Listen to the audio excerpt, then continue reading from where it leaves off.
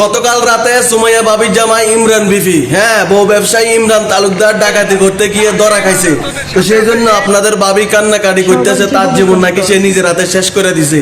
নিজের হাতে শেষ করে দিব না, বউ ব্যবসায়ী কাছে যে বউ দিয়ে ব্যবসা করে তার কাছে বিয়া করছো, পরে অনলাইনে তার সাথে আইসা দান্দা মিলায় জোট মিলায় ব্যবসা করতে আসো, টাকা পয়সা তো ভালো ইনকাম হইতেছে, প্রত্যেক মাসে নাকি 20 লক্ষ টাকা ইনকাম। তারপরও কেন তোমার জামাই ডাকাতি করতে গেছে? ডাকাতি করার পরে তো ধরা খাইছে, দুনাটা দিছে, বাপরে বাপ সিরা ফেলছে। আবার সে এখন লাইভে এসে বলতেছে সে নাকি ছাত্র আন্দোলনের সময় 18 তারিখে কি সমস্যা হয়েছে সে কারণে তাকে ফাঁসানো হয়েছে। ভাই আমরা বুঝি, যেটাই হোক কট খাইছো।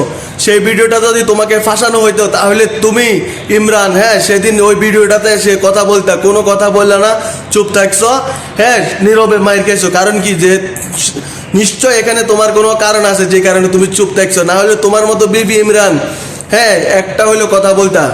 ঠিক আছে, সবাই ভিডিওটা শেয়ার করে দিবেন যে বউ ব্যবসায়ী যাতে এই ভিডিওর পরে একবারে চুপ হয়ে যায়। তারপরে তার লজ্জা নাই, অনলাইনে আইসা মাপ চাইতেছে, কোরআন শরীফ দিয়ে কান্নাকাটি করতেছে, সেটা নাকি তাকে ফাঁসানো হয়েছে আমলিকের তারা।